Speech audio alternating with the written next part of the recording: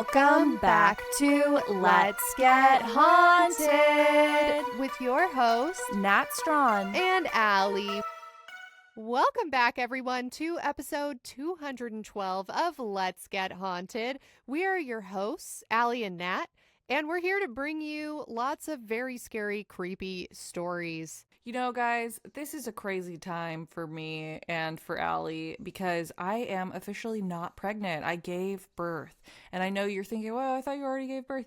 Yeah, we had to record a bunch of stuff out of order so I could have maternity leave. It's so crazy in my life right now. I have a newborn and I'm currently nursing as we are doing this episode. But this episode is coming out on Wednesday and it had to be recorded and everybody's sick. Nobody can help me. So we're just doing this with a baby here. So I apologize if a baby comes into the frame every once in a while.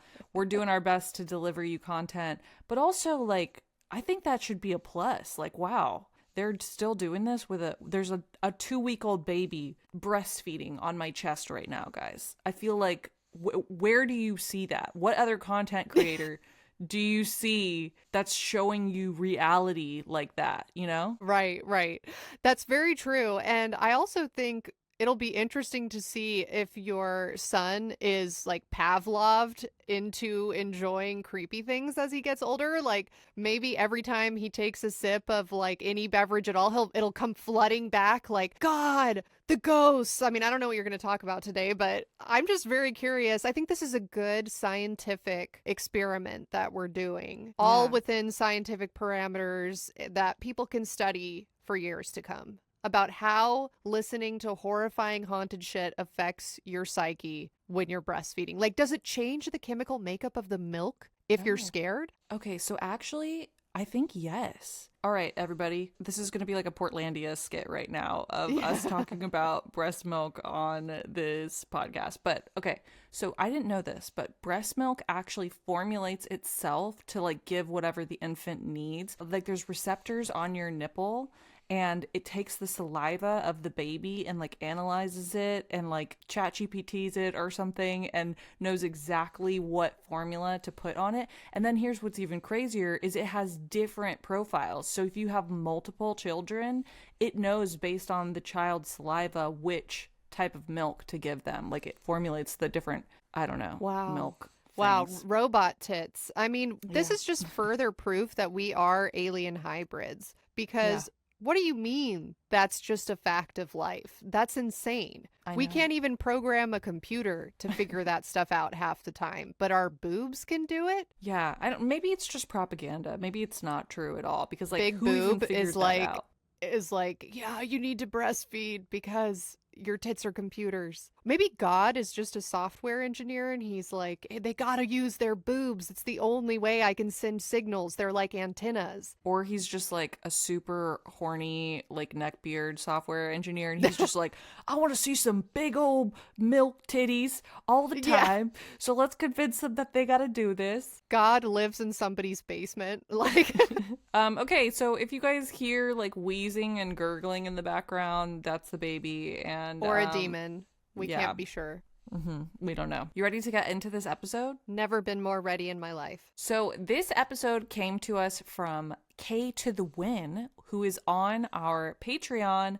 They recommended this specific topic because I don't know if you guys remember or not, but this season I am only doing recommended topics from you guys. So if at the end of the year y'all don't fucking vote one of these to win, I'm gonna fucking lose it. I'm gonna be so pissed off. I'm gonna be like, you guys told me. You told me. So this is a test for everyone to see if you're actually full of shit or not about anything in life. If you recommended this stuff and then you don't vote for it, disrespectfully, I don't love you. Yeah.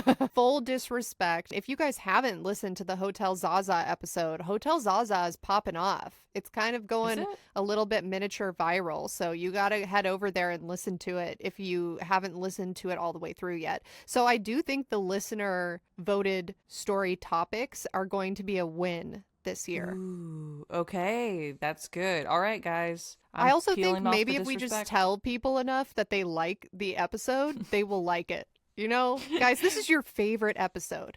Right. This right here, you've never Oh. heard anything better in your life. There are no two podcast hosts you like more than us. You think we're really authentic and fun and hilarious and rich. Okay, picture this. It's 1914, and humanity will never be the same. In June, an archduke and his wife were assassinated, setting off a chain of events that would plunge the planet into warfare on a scale never seen before. The Great War would take over 8 million lives and leave 20 million more wounded, physically and emotionally. The devastation was so catastrophic and scarring that the media called it the war to end all wars. But those who survived the tragic unfolding of the Great War were unable to forget what they had endured. The seeds of fear had been planted too deep to cull, and division spread like disease among the living. It would only be 2 decades before the world would be plunged into global conflict once again. Meanwhile, in spite of this terrible timeline of hostility and combat, one of the most daring expeditions in history is about to set sail to the coldest and most desolate place on Earth, Antarctica. Led by a fearless Ernest Shackleton, the goal of this mission is nothing short of legendary: to be the first humans to cross the entire Antarctic continent and reach the South Pole. But what follows would be anything but expected. This is not only an unimaginable tale of survival and isolation, but it's also a warning of supernatural phenomena that haunts the planet's least populated continent, even today. Is Antarctica empty because of harsh climate and lonely location, or is there something else more sinister keeping humanity away? Today's episode will divulge all of the Shackleton Expedition's findings: haunted survival records, ghosts, aliens, the occult, and even a Nazi conspiracy theory. This is one trip you will never forget. So buckle up, kids, because today we are talking about the Ernest Shackleton Expedition. Allie, have you heard of the Ernest Shackleton Expedition? I have several thoughts coming to mind right now. One of them is that this guy's name sounds like a racist caricature that J.K. Rowling would write, like Kingsley Shacklebolt, Ernest Shackleton. You know, like this is not boding well just from his name. I'm sensing some dark energy here. Maybe through no fault of the man, but I just feel like there's some evil that's going to be following him throughout this episode. Well, he is and that Irish. evil is J.K. Rowling. Ernest Shackleton is Irish, and is J.K. Rowling, were they Irish? Or no, I it was don't know. Scottish. What is it? Oh, Scottish, maybe. Scottish. It doesn't matter. It doesn't matter. The other thought I have about Ernest Shackleton is this the guy who had like a cat as a mascot that went on his boats with him? Or am I mixing him up with someone else? I don't know. There was a cat. There's a cat in this story, so perhaps. Okay. But I don't know that they were a mascot or like a furry or any of that, so I don't know. Maybe in my head, I just wanted it to be the mascot. But I don't remember anything about him or his expedition. I just remember a cat. Like there was a cat on a boat and it went all over the place and it was a cat. That's all I remember. And it was iconic to me. And that's why I remember it, because this cat was just roaming the high seas, going on adventures and living it up. Boat would be a great place for a cat. Like there's probably tons of rats, and there's like cats like really like True. fish, and you're on the water. You know what's weird? Cats don't like water, but they like fish. That's what a conundrum. Wow. What a horrible existence. What a terrible, cruel trick the Lord in his basement with his neckbeard has played on cats. So in season 1, episode 18, Nazis in Antarctica, we discussed portions of this story, but that was like 6 years ago, so nobody even remembers that. But in that episode, we spoke in depth about the Nazi connection to Antarctica, whereas today we're going to be exploring more of the Shackleton expedition, which preceded the Nazi explorations by decades. As a brief reminder to our listeners, this season, Nat and Allie are changing up the format of our show in an effort to attract new listeners. Every new listener has the potential to evolve into a newly minted Haunty, but as you all know, the new listener phase of this metamorphosis cycle is particularly volatile. New listeners are skittish and afraid of commitment. They might not have the experience of being part of a community, and we should all feel sorry for them and just pity their flippant lifestyle, which ultimately gives them no sense of connection or identity in this chaotic, haunted world. But because of that, if you would like to become a patron of the show, you can check out the links below in the show notes or go to patreon.com/letsgethaunted. We also appreciate everyone's vocal feedback on the setup of our show. Some of you guys like the new short intros. Some of you dislike the new short intros. Some of you have migrated to Patreon to hear more personal hauntings. Some of you have suggested moving personal hauntings to the end of the show, and we're listening. And that said, there will literally not be a show if we don't get our streams up. So you guys, we're in our 30s. We've got diseases. We've got dependents. We can't afford to scare off new listeners with 20 minutes of yapping before every episode. So if you want to hear us yap, please tell us so that we can just quit researching the show and writing episodes and just yap, okay? I'm sending you a picture of Ernest Shackleton to see if you've perhaps had a wet dream about this man. Perfect. A personal haunting coming to the Patreon is a sex nightmare that I had, which will be talked about at some point on the Patreon. But not at this juncture. All right. Wow. Okay, so first up, I'm seeing picture a seaman, and you've got him. He looks weathered by the sun and salt. He looks like he's not going to take shit from anybody. He will probably perish from lip cancer from dipping tobacco. Like, that's the kind of person this looks like. Like, he doesn't give a fuck. He knows what he knows, and you're not going to tell him anything at all about. He's not going to change. He's set in his ways. He's wearing like a little sailor hat, and he's got a beard, a mustache. He's squinting. He's got a fisherman's sweater on. And he's just posing for the camera. It's very cute. And then the next photo is black and white, just like the first one, wearing a sailor cap again. But this one is like a young man. If it's the same man, then it's the younger version of him. He's clean shaven. He's got on a military outfit. And yeah, looks very serious. And again, like he knows what he's doing. Yeah. I think he looks like, I don't know, like he's in that movie The Lighthouse with Robert Pattinson. Oh, yeah. You know what I'm talking about? 100%. Yeah, I feel like that's probably the inspo photo they used for both of those characters. Yes. Yeah. Looks great. When Irish-born, English-raised Ernest Shackleton left South Georgia Island on December 5th, 1914, Germany had already declared war on Russia, France, and Belgium. In response, Britain had declared war on Germany. Meanwhile, Austria declared war on Russia, Montenegro declared war on Austria, France and Britain declared war on Austria, Montenegro declared war on Germany, Japan declared war on Germany, and Austria declared war on Belgium. Basically, the world was a mess. Meanwhile, Ernest Shackleton set out to be the first man to get to the South Pole via the Endurance, a seaworthy vessel named for its ability to endure the harsh conditions of Antarctica. But why? Why did he go at this time of turmoil? Was it simply a matter of stubborn will, a la the show must go on, or was it because of the Great War that Shackleton left? And if his mission was in some cryptic way related to the unfolding of World War I, what relevance did the mission hold? In Shackleton's own retelling of the story entitled South, Shackleton admits that the timing of the expedition at the beginning of World War I was unfortunate. However, when he heard Britain's declaration of war, he phoned the military up and even offered to change the expedition's mission from the pursuit of scientific research into a fully manned wartime destroyer using his crew and ship. But the military declined his offer and insisted that he go on with his mission instead. Shackleton felt torn. On one hand, he had his investors who had spent a fortune funding his expedition, his crew that were going to rely on this paycheck, and over a year's worth of planning and prep already invested into the expedition. There were 100 sled dogs trained for this specific journey. They had butchered whole whales to sustain their pups.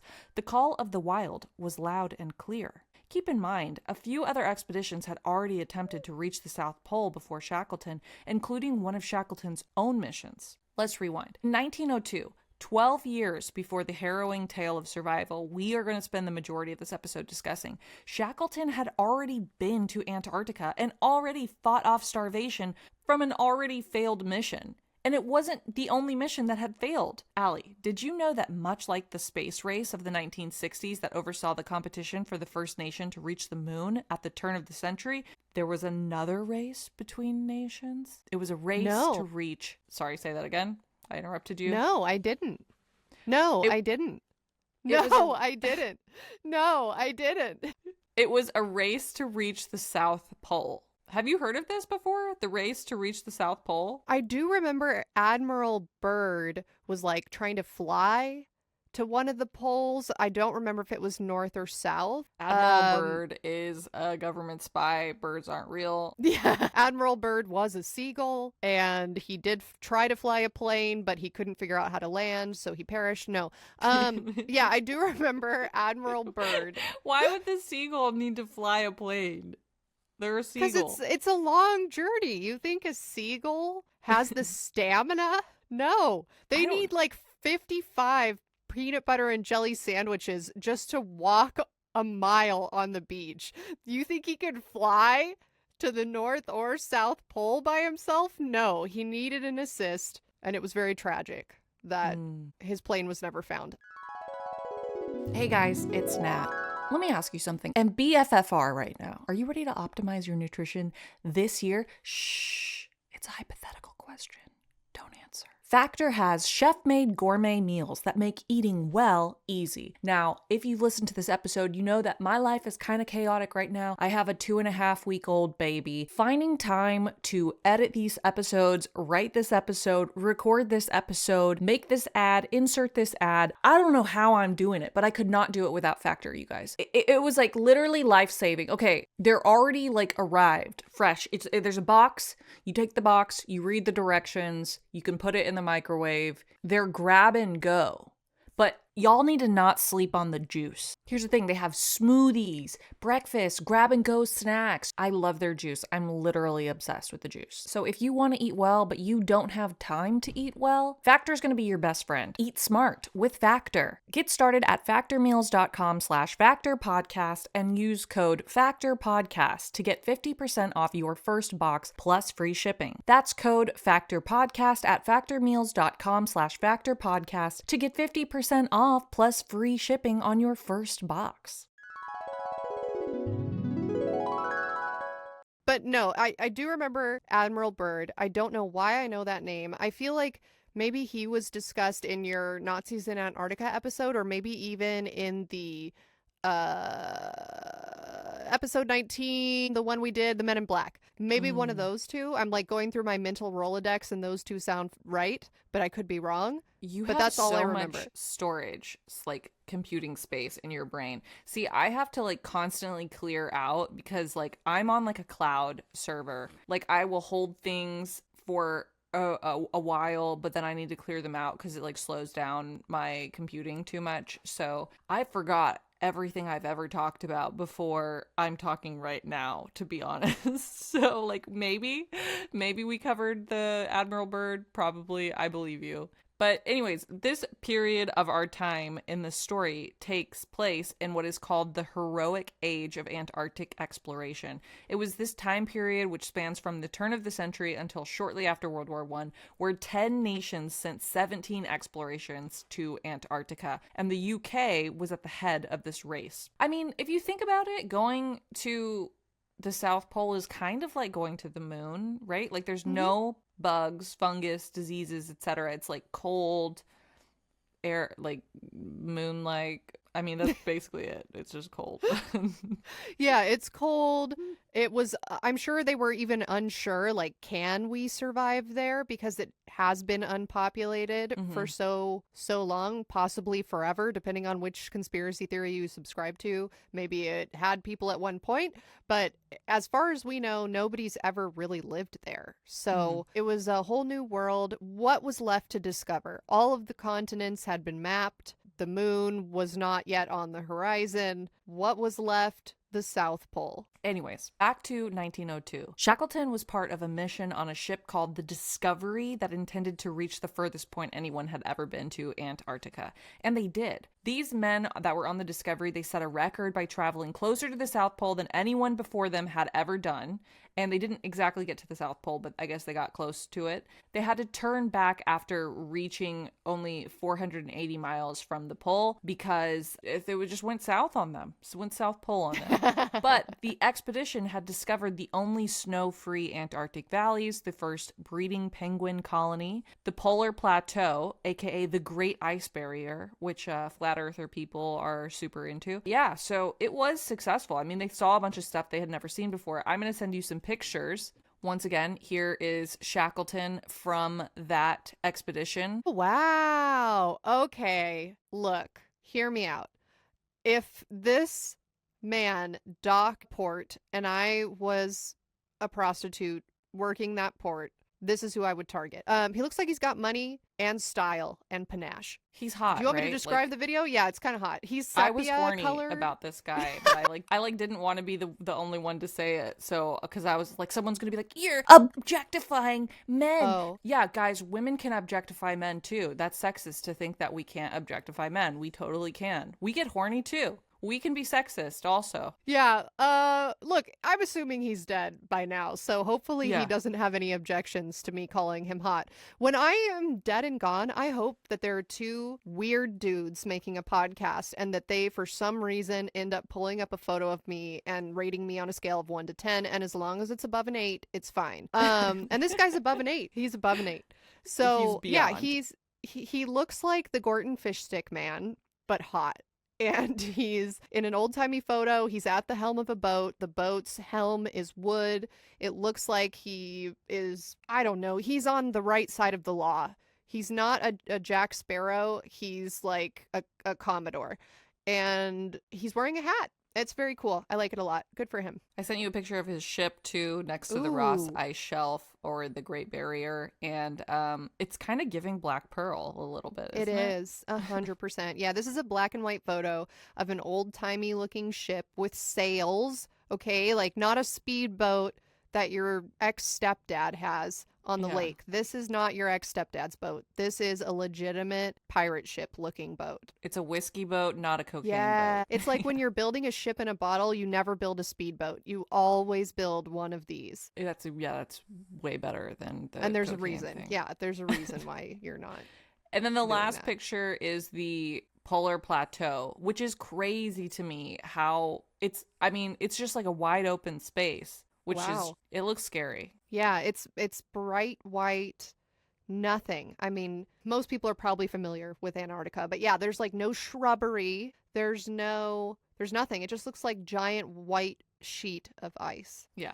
So on the way back, their sled dogs' food supply went bad, so all 22 of the dogs died. RIP, very sad. But the dogs were like the only way that people were transporting materials across ice. So now the crew had to pull their own supplies, and there was a blizzard with temperatures reaching below 92 degrees negative. Wait, no, let me say that again. The men faced blizzards with temperatures reaching negative 92 degrees Fahrenheit. Negative 90. Do you know how not hot that is? It's the opposite of 92. For those of you guys who are on Celsius, 92 is like super hot. You won't die or anything, but negative 92, I've never even experienced that. I don't even know how to quantify that. Like, does your blood just like turn into ice immediately? It sounds miserable. I mean, I'm miserable right now. I'm wearing a jacket and it's allegedly 67 degrees inside our studio. Now, do I believe that? Yeah, it's probably right. But it feels really cold. It doesn't feel great.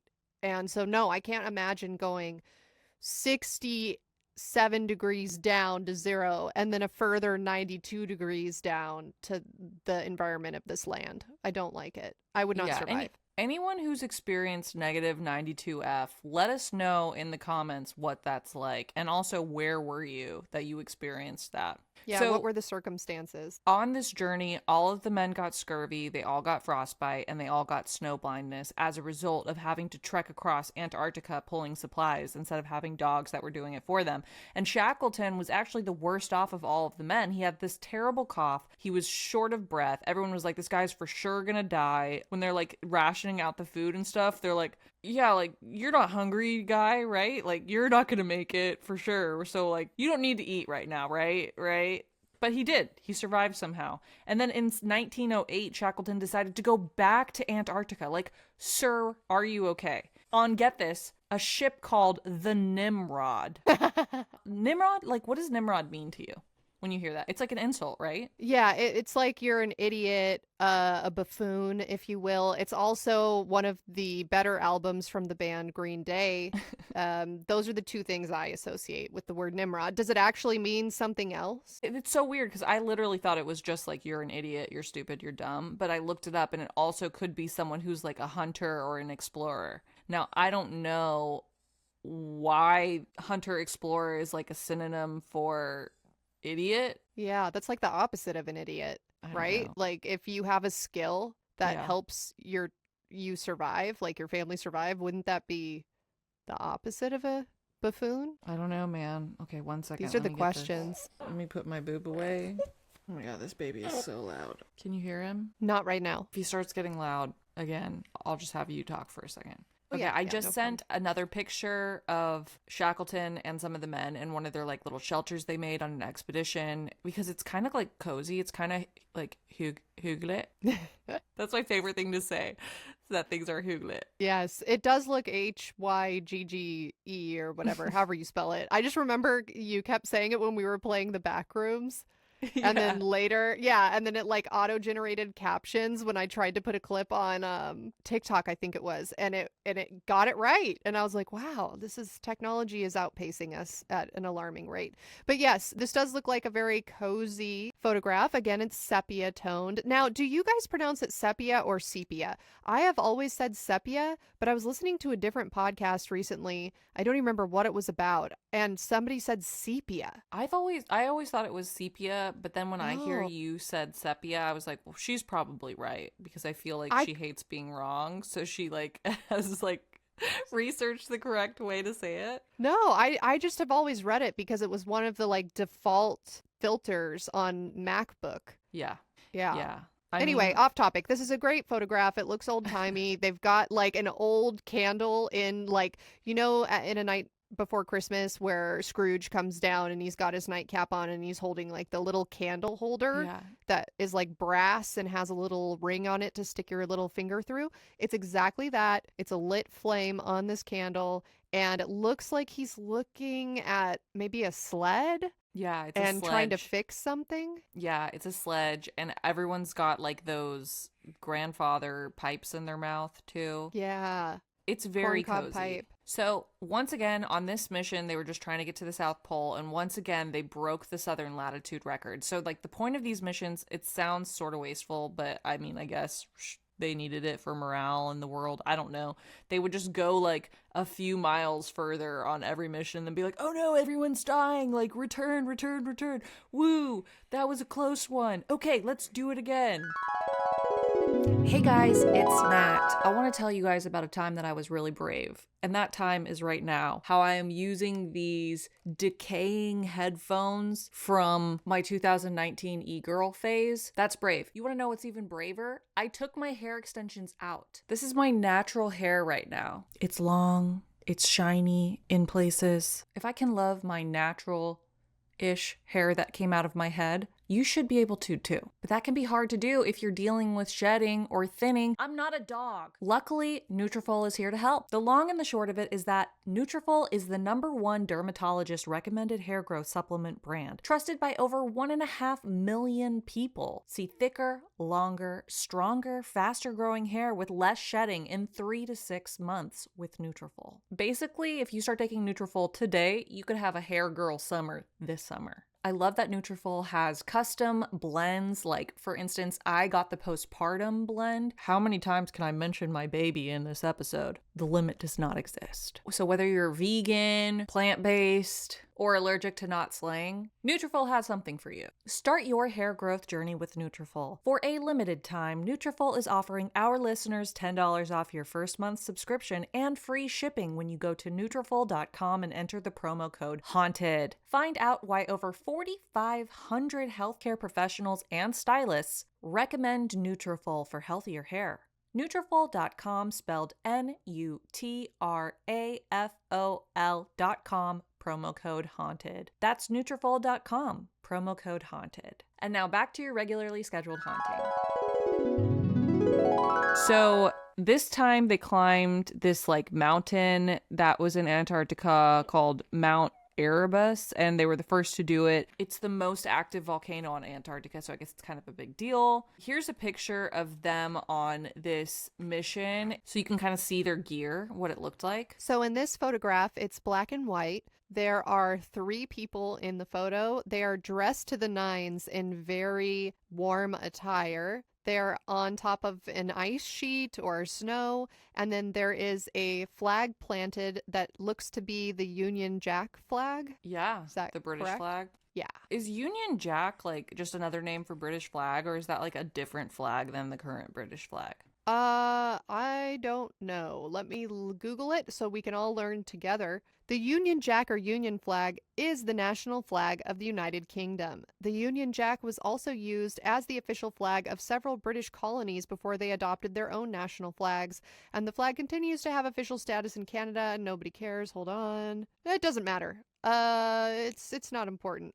Who knows? Maybe we can ask ChatGPT to make something up about why it's called the Union Jack. So, anyways, on this trip, after they got a little bit further than all of the trips before, they got held up by a bunch of storms, and then they realized that their food supply was going to dwindle, and they're like, hey, we're literally going to starve before we're able to get back to the ship. So they had to cut their rations in half to survive. But one man went down sick with dysentery, a man named Frank Wild, but I'm going to call him Frank Biscuit for easier record keeping because Shackleton famously gave his one allowed daily biscuit to Frank Biscuit. In his diary, Frank Biscuit wrote of the biscuit gift, quote, all the money that was ever minted would not have bought that biscuit, and the remembrance of that sacrifice will never leave me.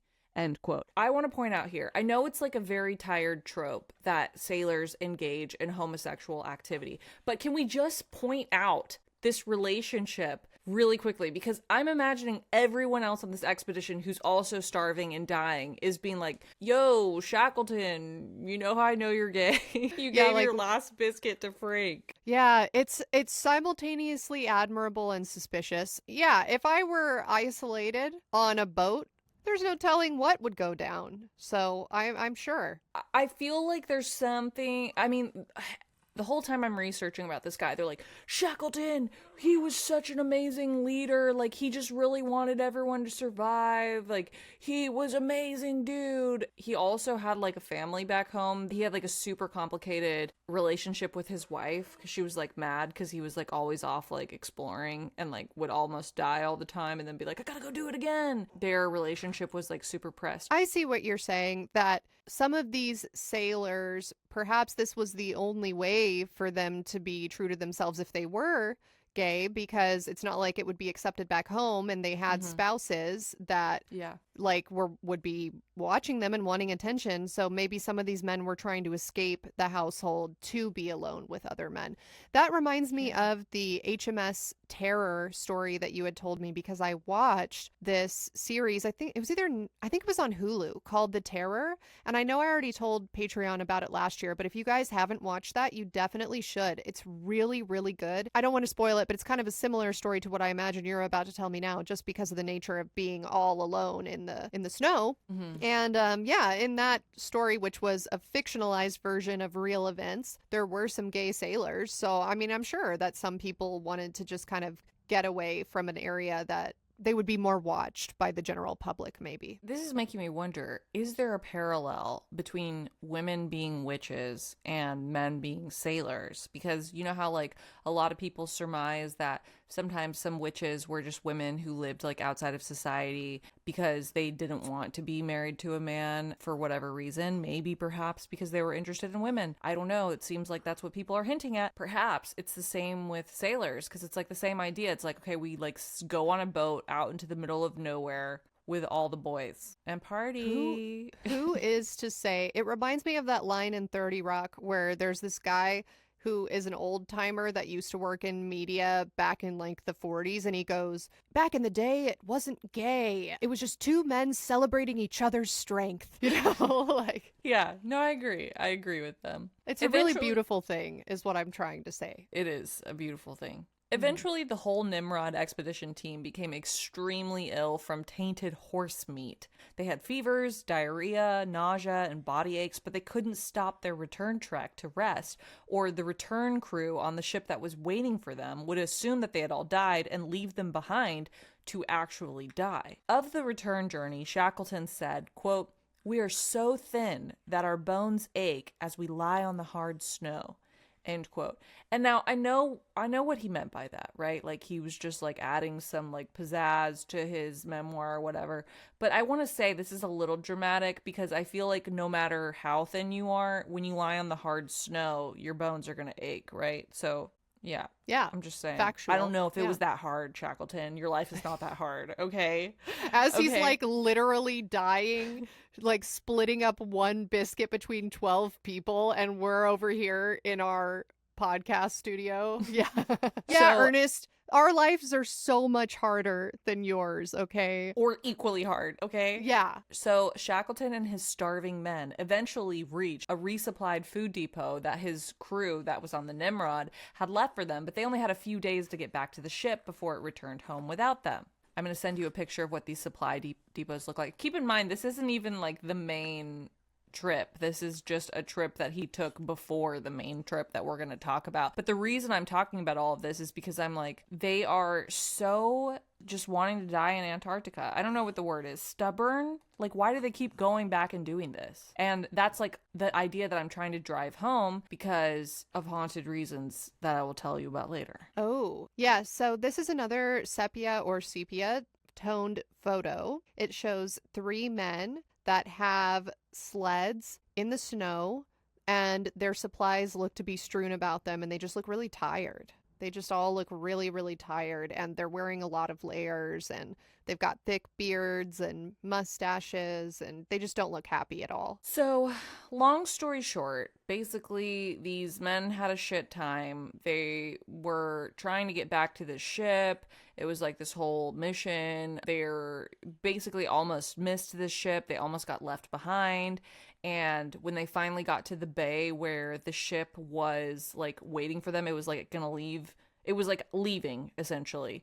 And they just saw like a shelter and set it on fire and hoping that the ship would see it. And luckily the ship did see it and it turned around and it came and got them. And then when Shackleton got back to the UK, everyone was like, "Shackleton's done it again. Shackleton, he's gone further than he went previously on the same trip. And we wasted thousands of pounds. I mean, we've done it, United Kingdom, or Britain, or whatever we're called at this time." And they knighted him. They were like super into him for walking further on this trip than he did before.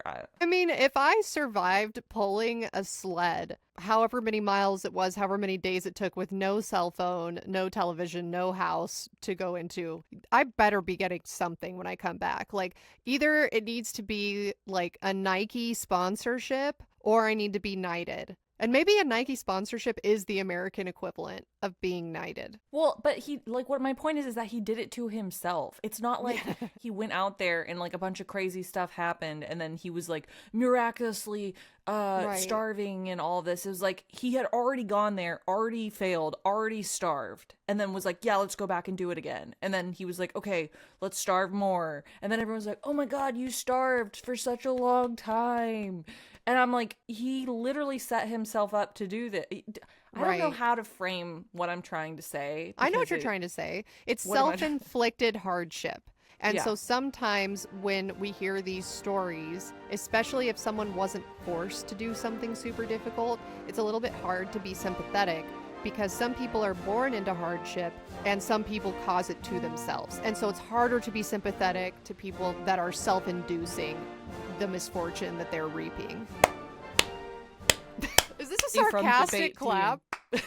No, it was incredible. And then how you brought the line in there about like, and some people don't make the choice to be born into hardship, like implying that like privilege is like what allowed him to do this, and like making it topical and sticking it to the man. Like, you did it. You created the rage bait. Congratulations. And now this will go viral. Okay. This is what we will clip. and get like the flat earthers. You guys, no time to explain, but if you're on our Instagram, we've been trying out reels and the flat earthers have found us.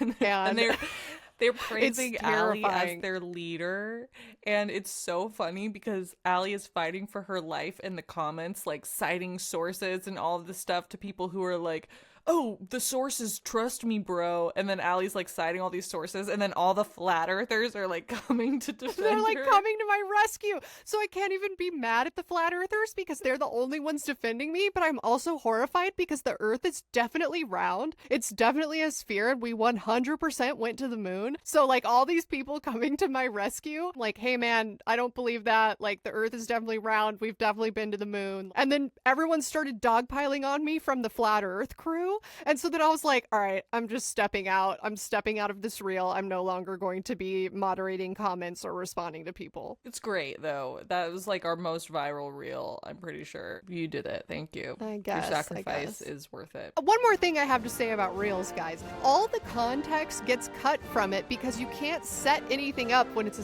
60-second clip. So it can't be like, hey guys, the family of this astronaut thinks he was murdered, and let me tell you why. And also, here's a journalist, and here's like blah, blah, blah. Instead, it's just like, NASA killed a guy, and that's it. And it cuts off because that's all that fits. I just know that reel is like the bane of Allie's existence. You guys need to go to our Instagram, look at the rail where it starts off where Allie's just like, yeah, NASA like killed a guy, and then it keeps going, and the comments under it are just like, they're insane. It's absolutely insane. And I texted Natalia when it first started going viral, and I was like, what do I do? Like, do I delete this? And Nat was like, why would you delete this? We're trying to get a bigger audience. This is the only reel that has gone viral. Like, you can't delete it. So it just is what it is, guys. But for the record, I do not believe the earth is flat.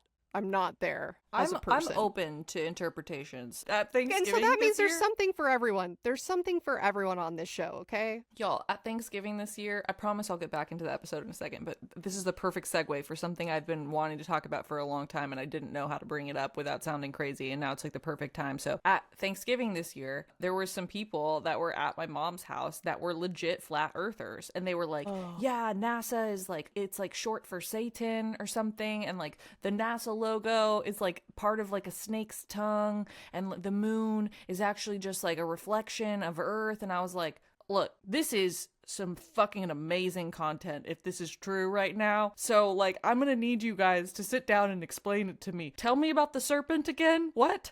And they were like telling me all about it, and it's definitely probably not true, but it's 100% not true. Yeah, it's entertaining. 100% not true. But you know what? You need a crazy in your life from time to time because, yeah, it provides entertainment. Holidays are really boring. If you're with the stuffy side of the family, every once in a while you need to get with the flat earthers. You need to be dragged down to their level and feel the emotions they feel. Because you know what? They're always so excited. That's the one thing I can say about people who really don't think we went to the moon or really think the earth is flat is they're pumped 100% of the time. The rest of us, we've already accepted the truth as fact. They're like, you know, putting on their tinfoil hat and trying to convert you. And so it can be entertaining to engage with. That's true. They're really passionate. They're like born again, you know, like, Yeah. you know, like when you meet someone who's been like indoctrinated into like a cult or a religion and they're just like super into it. Yes. I wish we had some of that energy, you know? I see what you mean. Yeah. Like, we're kind of like jaded at this point. We're like, it is real or it's not real. Who the fuck cares? I have my choice. I'm believing that it's not real and I'm moving on. Which is weird to say because we're usually not skeptics. Well, I also feel like with people that are very into these like niche conspiracy theories that like have no facts to back it up, it's always interesting because they're constantly coming up with new tie-ins that like I'm like, who was the first person that like came up with this that now it's spread, right? So it'll be like, yeah, the NASA logo is a serpent and the serpent is actually the devil and the devil was a fallen angel and angels are UFOs and UFOs are actually just four-dimensional projections from the 12th dimension, and that's why QAnon is real. You know what I mean? It's like the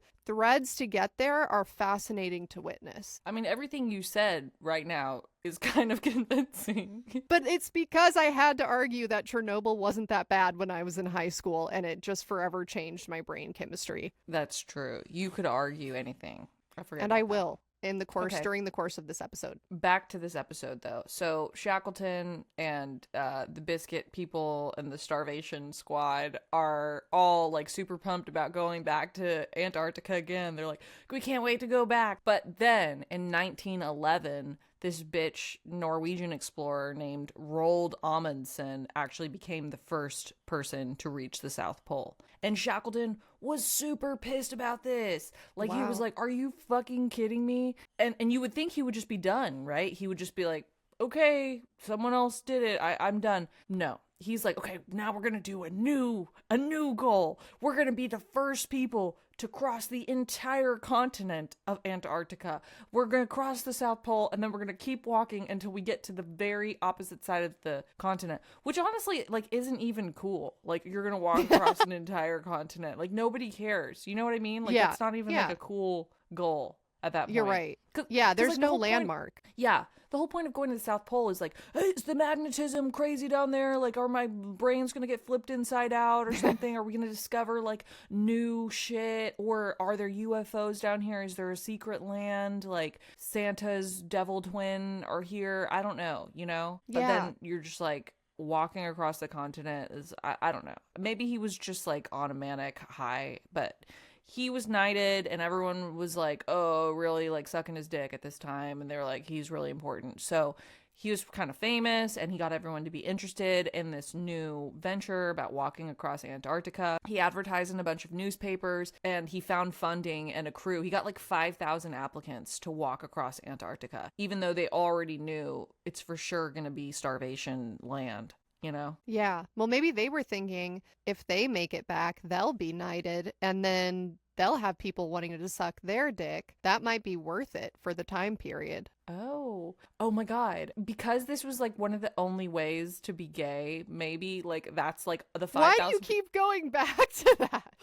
Because I like presenting things that no one's ever talked about. Because if we just talk about the same thing everyone's ever talked about, then it's just like we're walking 1 inch further, just like Shackleton, right? Can't argue with that. Yeah, I was thinking like, back in the day, there's no Hinge, there's no Tinder. So your pool of potential mates is very small. And so if you get some sort of media attention, like being knighted or being written about in the newspaper, maybe your pool of potential partners widens because then somebody's gonna like write to you a letter with a quill and ink with like a locket of their hair in it, and they're like, oh, here's a painting of my tits, like that one lady we talked about one time on the show, like in season 2 or something, that sent the first nude and she painted her boobs and she sent it to a guy and the guy was not interested, and then it's like, wow, I guess unsolicited nudes have always been a thing in some capacity or another.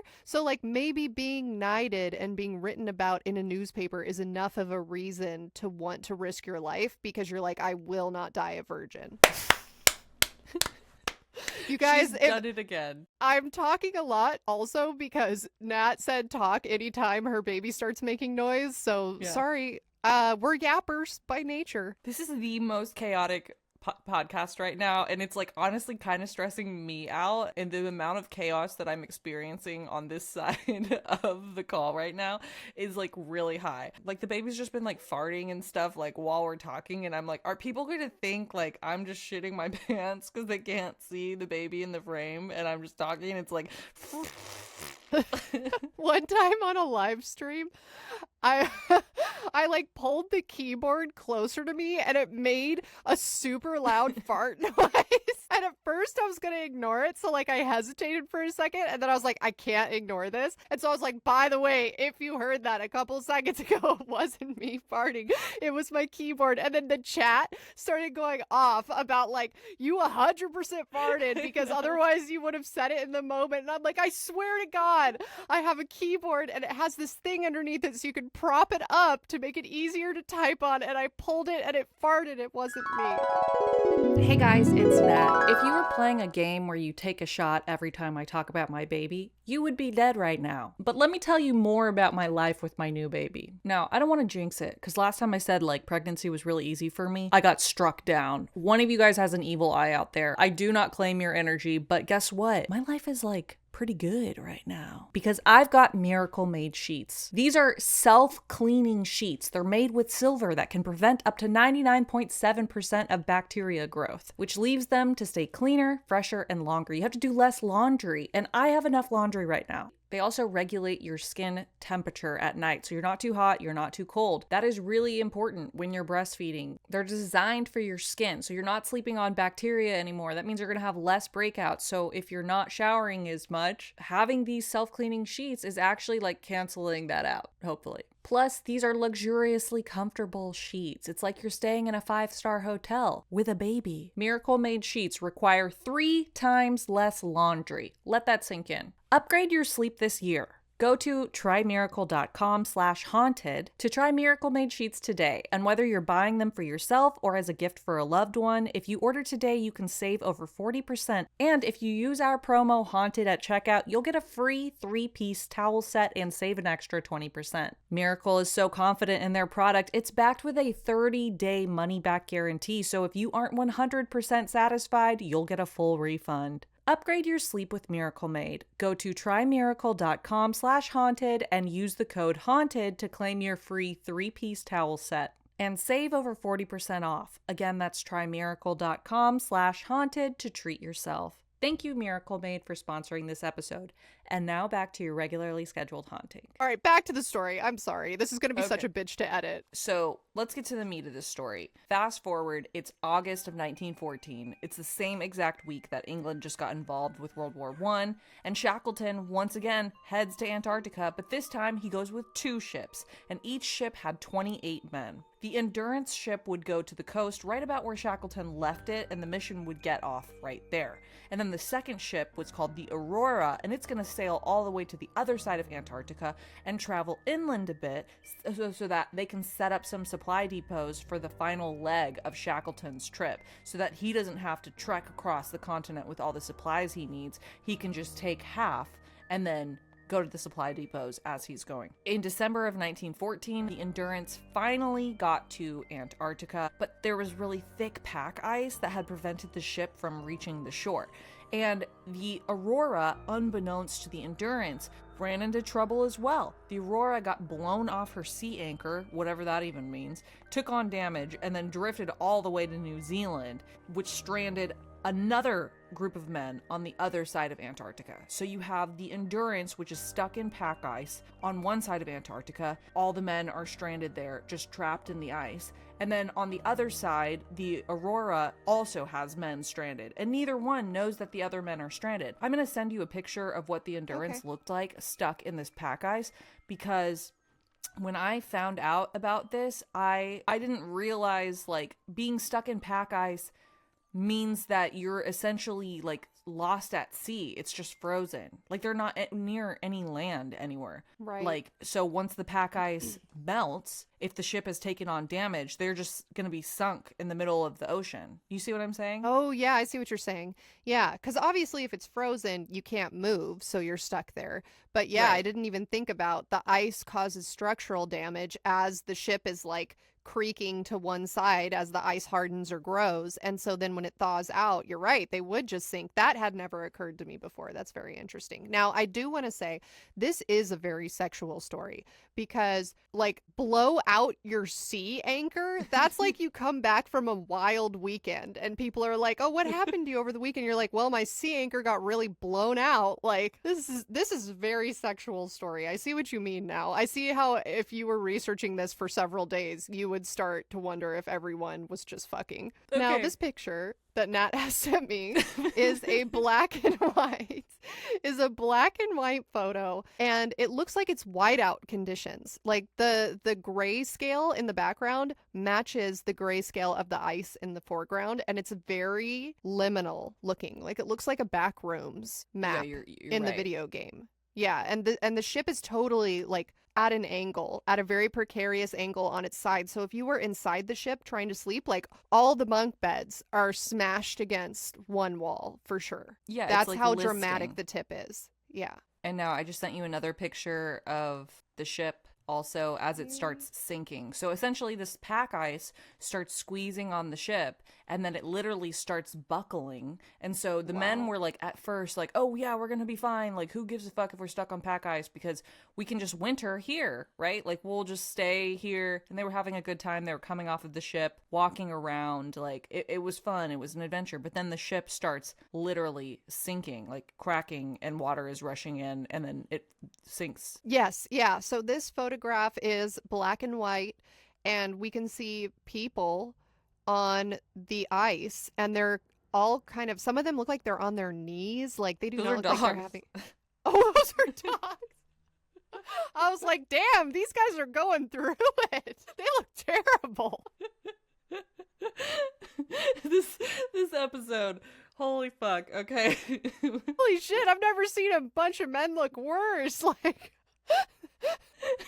Literally, you guys, if you want to see these pictures, go to our YouTube, Let's Get Haunted, and follow around. Or you need to go to our Instagram at Let's Get Haunted, and Alyssa literally sees like a pack of sledge dogs. They're like hooked up to harnesses in a line, and she's like, these guys are on their knees. oh my god, all right, move on. I can't. Okay, so Guys, Shackleton, they look terrible. These for dogs, they look great. For men, they for look dogs, bad. they look great. For men, I wouldn't want to come home to that. No, they had been stuck in this pack ice from December to October. So it was a long time. But Shackleton was forcing everyone to work out. He was playing games like out on the pack ice. He was playing games around the ship. He was like keeping everyone's morale up because he was like, we're going to for sure get to Antarctica. But they were kind of fucked because they were literally, once their ship went under, they were stuck on the middle of this pack ice that is going to break apart once it's not winter anymore. And then they're going to be stuck in the middle of the ocean with no boat. And they have all of these dogs. They have all of their supplies. They had to take off of the ship because it sunk. And so here they are. Here's some more photos of them just standing around on this pack ice. Yes, I do see a black and white photograph, and I am 90% sure that these are people and not dogs. And they do look better than what I previously thought. And yeah, they have a camp. They have tents. I mean, these are elaborate tents, though. These aren't like small camping tents. These look like yurts. Mhm. And they look like thick canvas. And yeah, they have a whole camp set up, and there's all these guys just kind of standing around in winter clothing, but not totally bundled up. Like it looks like maybe these are thick sweaters instead of the giant coats that we saw on the previous expedition. And yeah, they're just standing around. Again, it's very uncanny that the sky blends in with the ground in these black and white photos. It just looks like a blank page. Like, did you guys ever watch that show on Nickelodeon growing up, Chalk Zone? This looks like Chalk Zone. Chalk Zone. Yeah, that's a blast from the past. That's the one where it was like all in black and white and then the chalk like draws itself and it's like rainbow and it comes think that alive. was- Anything it draws. I think Yeah, that was the anything purple that the crayon. chalk draws comes to Yeah, life. but yes, Chalk Zone was like, yeah, he would draw, like his friend was a superhero looking guy. And Yes. Oh my gosh. I almost dropped the baby. Okay, hold on. that was a great piece of cinema, by the way. I just think they're really not doing it like they used to. Now everything is educational. Okay, we were watching, yeah, like the Fairly Odd Parents, SpongeBob. SpongeBob, yeah. Yeah. Nothing educational at all about either of those shows, in my opinion. Perhaps it's changed. Or perhaps I was just being indoctrinated and I like didn't even realize. Someone's going to be like, SpongeBob is actually really educational because you learn about the sea. You guys, I don't give a fuck, okay? So the ship sunk 3 weeks later, and now everyone's just stranded in the middle of this drifting ice floe. And nobody was going to be sent to rescue the crew because nobody had any idea that they were in any trouble. For 2 months, the camp had to stay put, hoping that the drifting ice floe would just run into an island with penguins on it for food. But the closest known island with sustainable food source was 250 miles away. Eventually, the ice floe did drift within 60 miles of the island shore, and Shackleton decided this was their chance. He's like, we got to try to cross over to where this island is. It's going to be the best shot we have of survival. And if this whole thing breaks apart, we're going to like all die, essentially, or a lot of us are. They had 100 dogs with them, guys. How sad would it be if 100 dogs drowned? Cute ones, that'd like be huskies. horrible. I mean, it would be also sad if it was not cute ones. Less sad, though. sad. I think we can all agree. If it was like 100 rats, like, yeah, it's sad, but it's a rat, you know? But like 100 huskies? I know. Oh my First God. of all, I love rats. I think it would be sad too, but a rat's also just like, you kind of feel like they were born to die. I know I'm going to be pissing people off with this episode. Huskies are like looking at you. They're like, we can't even. We used to be wolves and you domesticated us and we can't survive on our own anymore. That's what I think of with domesticated animals like cats and dogs. Rats, I would feel less sad if they were on their own because I have the confidence that they would figure it out somehow. Yeah. Yeah. Where a husky would not. It would be like, no. Oh, poor babies. But we don't have to worry about that because that never happened, okay? Okay, sorry. The next sentence actually is worse than what I thought it was going to be. In preparation for that trek, all of the weakest animals were going to be shot to save resources, including the carpenter's own cat named Miss Chippy, and also a puppy that was a pet of the surgeon. So I spoke too soon. Why did you set this up just to blow up my entire world right now? I wouldn't have even been thinking about it. Oh, no. Okay. Okay, I'm sending you a picture of Mrs. Chippy. What a sweet name for a kitty. Mrs. Chippy. Okay, so on the left, there is a guy, and he has a cat on his shoulder, and the cat looks like, you know, those cats that have like tiger stripe marks? It looks like that, like a tortoiseshell cat, maybe is what it's called. I'm not super familiar with cat breeds. And then on the right, there is a grave, and it's a statue of a cat. Just very sweet. Yeah, they have a memorial to this cat. This episode is brought to you by BetterHelp. Venting to friends or family can be great, but sometimes it's a good idea to call in the cavalry. If I'm telling my besties about a disagreement I had with my boyfriend, their job is to hype me up, even if I'm wrong. This is great for small petty issues, but what about the big stuff? Can they really be impartial? Also, is it really fair for me to trauma dump on them every time we get brunch? The answer is probably not. So let's call in the reinforcements by making an appointment with a therapist. Therapists are specially equipped to ask the right questions and get down to the actual issues at hand. Calling you out on your bullshit, holding you accountable, helping you brainstorm solutions, understanding patterns and habits and how to break the cycle, and also providing a shoulder to cry on if needed.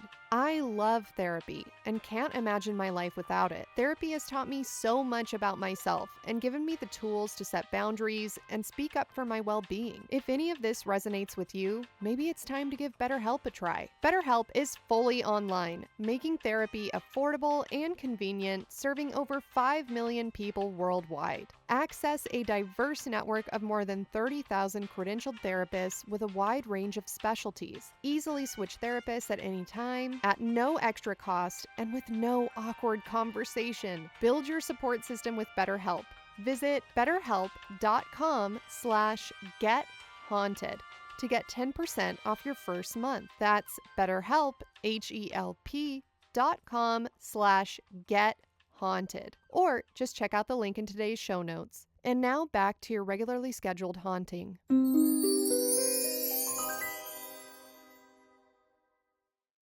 I remember writing this episode, and I think I just like blanked this out because I was like, what would it be like to shoot a puppy? And I was like, don't bring that up. Don't bring that up on the podcast. Like, that's not a talking point, Nat. Like, do not write that down.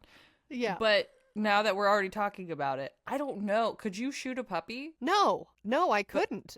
That's why I would never volunteer to go on one of these expeditions because I couldn't kill a person. I couldn't kill a puppy. I couldn't kill a rat. Like, I can't personally, I don't think I would really be able to kill anything. So no, to answer your question, no. Why? Do you think you could kill a puppy? I mean, I guess if it was for a really good reason. Like if They're essentially going to they're give killing you them $1 so that they don't starve million. to death. They're going to give you $1 million if you shoot this puppy. Well, you have to ask yourself, like, is it kind of more fucked up if I don't shoot the puppy because it's going to pass away from starvation versus just like instant death? Like it didn't even know it was coming, right? Like, isn't that the logic behind shooting all the weak animals so that they don't like just die from starvation? I mean, unless you're going to tell me that they're going to eat them. They didn't. I don't think so. Did they? I don't know. I did not see that. But Okay. honestly, I'm starting that rumor. They probably did. They probably did, and then they changed it. They were like, "No, we shot them so that they wouldn't have to suffer because you don't want to be like, yeah, I eat puppies for fun. Yeah, this is fun for me. I can't wait to go back to Antarctica to eat more puppies." Yeah, this is reminding me of the episode you did on the Andes plane disaster where some people were like, we definitely didn't eat the corpses of our brethren. And then other people were like, no, we did. And then other people, no, that guy's crazy. He doesn't know what he's talking about. We never ate people. Yeah, we would never know if they ate the puppies and the kitties and whatever, because unless they tell us about it, we're not going to know. And why would you volunteer that information? Unless you had to, I guess, because there's like evidence. Yeah, I will say I'm listening to Shackleton's book on audio, and it's very good. And so far he hasn't divulged any information about eating the puppies, but I know that they do eat some dogs, but I don't know. I'm sure if they those have puppies. to at a certain point when you're desperate enough. Yeah. Like the Donner Party desperation. Anyways, they attempt to make it to this island, but the shifting ice was full of like all these dangerous holes, chasms, ravines. The temperature is rising, so it's threatening to literally leave them in the middle of the Southern Ocean if they don't make it to land before the ice melts. But they're already in knee-deep slush. The morale is really low, and then the dogs were shot to provide food. I'm sending you a picture of the dog team. Oh. Because like I was imagining like a plateau, like they're just trudging across this plateau. But then when I see these pictures, I realize like, oh no, actually I see now why it was so difficult, because it's like There it is. ravines and like thick snow and slush and Wow. ice. Oh, these babies. I know, Oh, they're so it's a cute. bunch of little sweet doggies. Oh, and their sweet little faces. They're wearing little coats, winter coats, and they're all attached to a sled. And yeah, it's slush. Like Nat said, like this guy that's closest to the sled, I mean, he's like up to his waist practically. Are you about to tell me that's another dog? You're looking at me right now like this is another dog and you've tricked me. Are all of these dogs or are some of these people? I think most of these are dogs, and there's only 3 people in this photo. Okay. All right. The 3 people that I am perceiving as people, is this like a Rorschach test? Like, these people look to me that they are sinking into the snow, and the dogs are really cute, and they're wearing coats, and it's sad. It's cute. Okay, so Tom Crean, who was the carpenter of the ship, was super pissed off at this point. He just starts like saying, "No, Shackleton, we don't have a ship, so like you don't have any authority." He just starts creating havoc, and I guess you would call that a mutiny, right? But it couldn't be a Yeah. mutiny because there's no ship. So it's like kind of debatable, but what's not debatable is that this man is kind of, once again, kind of hot to me. And I needed everyone's opinion. You see the picture? Tom Crean. I don't know. There's something sinister behind those eyes, I think. There's also a picture of him with all the puppies. That's also him. I don't know. He just Also, looks like I thought- someone's hot Sorry, go dad. ahead. Yeah. Could be. I mean, who's to say if I saw this man in real life what I would think? But maybe because you've already told me he was like having a coup on the original leader, like maybe I just don't like that because I like hierarchies. But yeah, no, this guy also, I thought you said his name was Tom Cream. No, Tom Like- Crean. Okay, Tom Cream. Crean. Okay. Yeah, I mean, he's got a bunch of puppies in his hands and he has a corncob pipe in his mouth, and to me, he looks sinister. But maybe if the captain was forcing you to shoot your own puppy, you'd be like, you know what? Honestly, fuck this guy. Oh, that's true. That's valid. Okay, so now here is where it starts to get creepy, because while Shackleton and his crew were trekking across the frozen wasteland, there were reports of something otherworldly. Some of the men, specifically Frank Worsley, who was the captain of Endurance, talked about feeling like they were being stalked by something unseen. There were whispers that some of the crew members heard strange voices and ghostly, eerie whispers. Not only that, but some of the men swore that they saw glowing lights in the distance, far off in the snow. I know what you're thinking, like, okay, maybe they were just freezing, maybe they were hallucinating, maybe they were starving, maybe they were delirious. But it wasn't just one person that said this. Multiple crew members experienced similar phenomena. And you don't just hallucinate the same thing all across the board, you know what I mean? It gets even weirder, because these ghostly lights weren't just confined to the expedition. People who visit Antarctica now report seeing strange glowing orbs out in the snow, especially near the site of the Endurance shipwreck. Some say that it's natural light reflections, or maybe somehow the moonlight interacting with the ice, but others believe that it's ghost lights.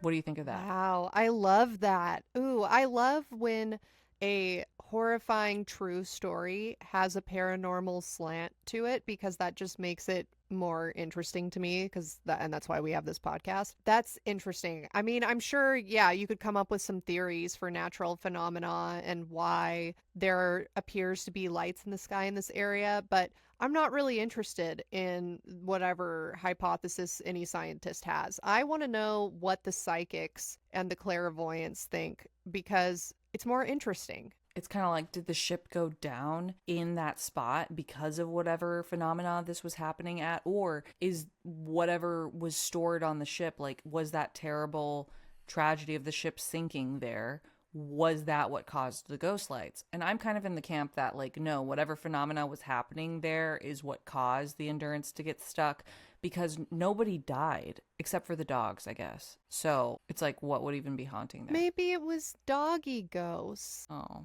And they're playing and they're Okay. like frolicking in the snow in the distance. So in April, the ice began to crack and everyone had to pile into 3 lifeboats to attempt to reach Elephant Island. Misery ensued. The ice was inconsistent, so they had to walk the boats over sheets of ice to find water.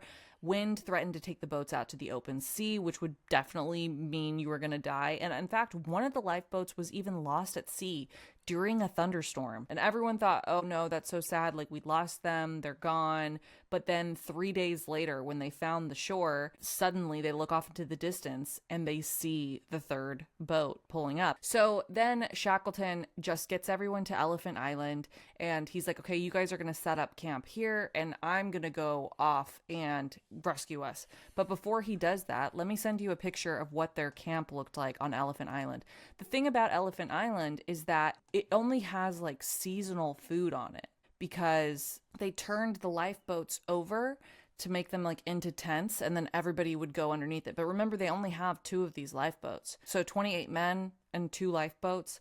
Like, it's not a great existence here. They're eating seals and penguins raw. The ice was so thick that they couldn't get out of the area for months. The morale was broken, and there's this weird feeling that the men are almost haunted by the place itself. It's isolated, it's cold, it's like Antarctica was feeding on their desperation or something. Because keep in mind, Elephant Island kind of sucks. There's no shipping or whaling routes that go by there, so there's like there's no chance they're going to get rescued there because there's nobody going by there, and they're going to die before someone did accidentally go by there because there's no permanent source of food. It's just permafrost. It's basically a floating iceberg. So they're putting all their trust and faith in Ernest to get them out of this. And meanwhile, they're just sitting there and there's nothing they can do. Yeah, is that what you're they're saying? sitting ducks, essentially. So there's this South Georgia whaling station that's about 800 miles away, and that's their nearest hope for survival. So Carpenter crafts this new boat from the lifeboats and the salvage from the Endurance wreck and the other lifeboats. They give this lifeboats 2 masts and sails, and they coat it for waterproofing, and then 5 men are going to accompany Shackleton. Frank Worsley, the navigator, and Tom Crean, the carpenter with the puppies. And some people think, like, well, that's kind of interesting that they decided to take some of the troublemakers on this trip. And some people say, oh, no, that was part of Shackleton's strategy. He was like, I'm going to have the troublemakers with me so they're not back on the island causing shit to go awry. Frank Wild, or Frank Biscuit, as I was calling him, the biscuit guy, was left in charge of the Elephant Island camp. Allie, Can you imagine being left for dead on this island and some guy with brain damage from repeated bouts of starvation is like, all right, lads, no need to panic. In 1909, Shackleton gave me his last biscuit. We can trust him to sail 800 miles in a lifeboat. I mean, it's hard for me to put myself in that situation. I don't know how I would react if I were there. Part of me thinks I would be the person causing the coup, and then part of me thinks no, I would put all my trust in the like head honcho because I would just trust that he was there for a reason and that he knew more than me. But honestly, I don't know. I think it would be really hard to answer your question, to be abandoned there and putting all your faith in one man. Yeah, I feel like knowing you would, yeah, I mean, that would, I don't know. I'm torn on what you would do. I know, that's Because what I'm there's saying. part of I'm you- torn too. Yeah, you guys, Allie won't let anyone else drive. Like when you go somewhere with her, she like wants to be the person who's driving the car because she wants to be in control of everything. So I'm like, that side of Allie would want to go on the ship with Shackleton. I think I would go because- with Ernest. Yeah. If I Yeah. had a choice, I think I would go with him. I think so too. I think I would too. Also, I think also mentally it would just be so hard to feel helpless. And I'm imagining that's what a lot of these men that were left behind were feeling. You know, there's nothing you can do. You're just trying to survive and hoping somebody comes back for you. Whereas if I were on the boat with Ernest, at least I would feel like I was being an active participant in my salvation, whether or not that was true. yeah.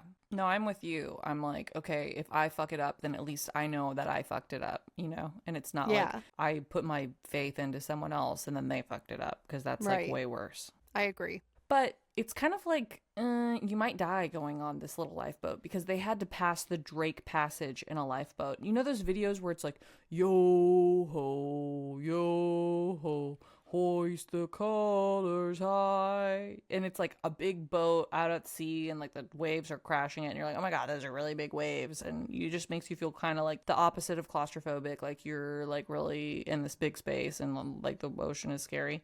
That's usually the Drake Passage. It's known for having crazy high waves, like 40-foot waves crashing over the hull of cargo ships, like sinking cargo ships, you know. So, and they're like off in this tiny little life raft, essentially, or lifeboat. So you just gotta hope the weather's gonna be good. Yeah. It's supposedly the most dangerous place in the world for ships, and all they have is a sextant and a map and, quote, a merry jest of guesswork. So basically, I was reading, if they were off of like the navigation by 1 degree, they would miss their target of South Georgia Island anyway. So it was like kind of a miracle they're going off of. Like, I hope we just get there, like vibes essentially. It's hopeless, but they try to do it anyways because they have no other choice. They repeatedly get stuck in ice. They'd have to get out of their ship in below freezing temperature to chip ice off the boat so it didn't get stuck and crushed like the Endurance had. And they decided, because of like how little they actually had navigation wise, that they were going to try to aim for the other side of South Georgia Island, not the side that had like civilization on it. And they were like, because if we miss it by a degree, we're going to totally sail past it and then die anyways. So they're like, let's try to go to the other side of the island and then we'll cross the island. And I'm sure there is bickering on this makeshift boat because you took the guy that was trying to start a mutiny. And so he already is probably thinking he knows more than Shackleton. Yeah, this sounds like a recipe for disaster, but maybe it's not. Maybe you're going to tell me everything went perfectly. So some accounts said that like they went in shifts of 3. They would have one guy steering, one guy would be on the mast, and one guy would just be constantly bailing water out of the ship, and then they would like rotate shifts. And apparently there was a storm that was so bad that they like literally just had to anchor for 48 hours and wait for the storm to pass. I mean, it was bad. Also, there was this one guy named Vincent, and he just like stopped living. Like he wasn't dead per se, but like he wouldn't work anymore. I don't know. They were just like, yeah, he quote stopped participating. Okay, he was like in a catatonic state.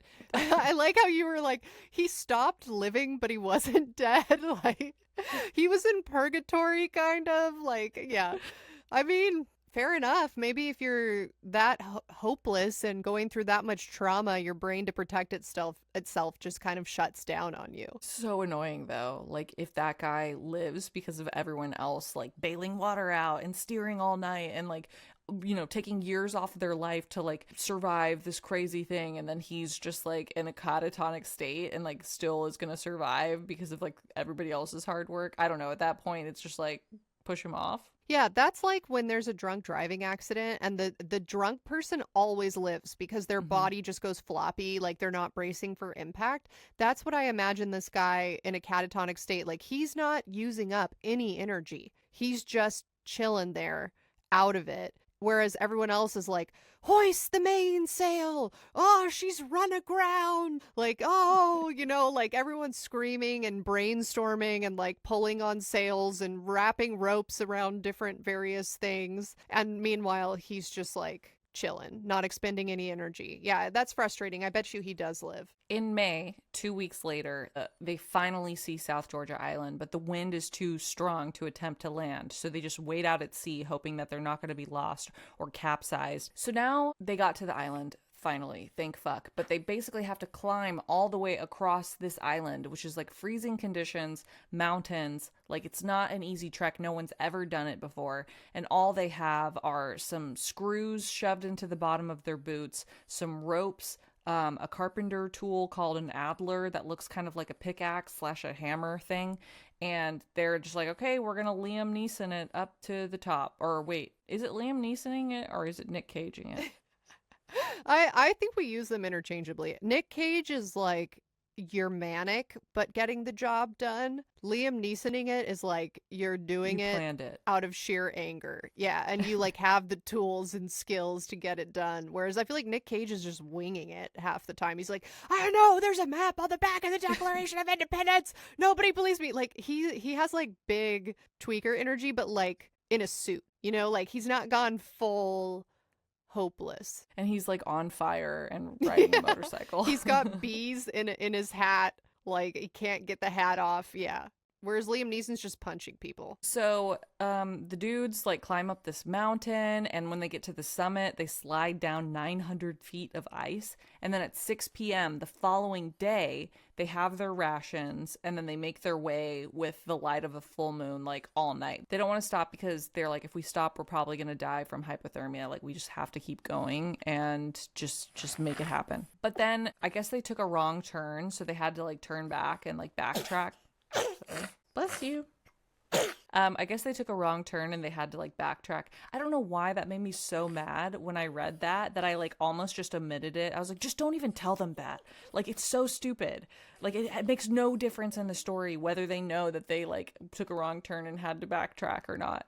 But I wrote it in here, so I'm deciding to tell you guys. I mean, just sounds like another unlucky thing that happened. Or was it Shackleton? Is it Shackleton bringing it upon himself? Wow. It could be. He's shackled by the mistakes of his ancestors, doomed to be unlucky for all of the lives he lives. He just keeps getting reincarnated. He's in Prison Planet. He's shackled here. He can't leave. So anyways, their feet are super their feet are super bloody and frostbitten. You guys, it's like midnight where Natalia is right now. I'm getting through it. There's like 3 pages left. I'm gonna do it. Worsley and Tom Crean fall asleep under this overhang. They've collapsed in exhaustion. They can't go on anymore. They close their eyes and they literally fall asleep.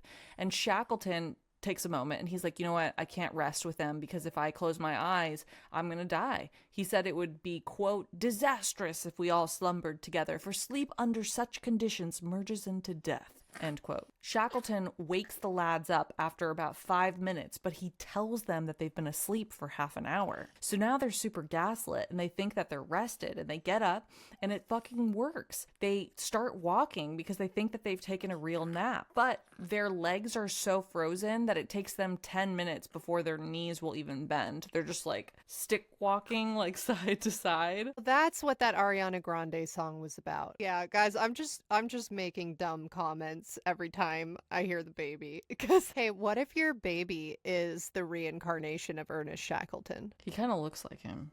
But I feel like all babies just look like old, like man explorer type people. That's true. In South Shackleton's book about the expedition, Shackleton explained, quote, "When I look back at those days, I have no doubt that Providence guided us, not only across those snowfields, but across the storm-white sea that had separated Elephant Island from our landing place on South Georgia. I know that during that long and racking march of 36 hours over the unnamed mountains and glaciers of South Georgia, it seemed to me often that there were 4, not 3. I said nothing to my companions on the point, but afterwards Worsley said to me, 'Boss, I had a curious feeling on the march that there was another person with us.' Crean confessed to the same idea. 'One feels the death of human words, the roughness of mortal speech, in trying to describe things intangible, but a record of our journeys would be incomplete without a This is reminding me of the Mount Everest episode you did. Yes. Where Third some man. some people get this thing called third man syndrome that we learned about during that episode, No Time to Explain. But yeah, that's interesting that a lot of other people in cold, extreme conditions might also feel the same phenomenon. Worsley writes, "There was indeed one thing about our crossing of South Georgia, a thing which I have never been able to explain. Whenever I reviewed the incidents of that march, I had the subconscious feeling that there were 4 of us instead of 3. Tom Crean, although he never committed his memories to paper, told his friends the same." So basically, the guys are like, okay, there's been some other presence with us. And I don't know if that's like them saying there's literally like another paranormal, like supernatural person with them, or if that's just them saying like, yeah, we had like a guardian angel. But all of the men that were on that trek, they all are like, yeah, for sure, I felt like we weren't alone on that trek. Like something or someone was guiding us. Well, that's creepy. So they earn their final stretch. They get to this area where they can see the village just beyond where they are at. And they start walking thinking like, okay, we're going to finally get there. But then they realize when they look down that they're on a frozen lake and that they're starting to sink. So then they have to walk back around, and then they find this fucking like creek waterfall thing. They travel through this creek waterfall thing. Whatever. Chaos ensues. Finally, they get to this town or whatever, this whaling town, and they find the manager of one of these whaling businesses, I guess, and they tell him their story. They're like, yeah, we just came from Antarctica, and we like traveled across this for 36 hours across your island from the other side, which is something no one had ever done before. And this manager is like, okay, these are for sure crackheads, and if I like turn my back on them, they're going to stab me.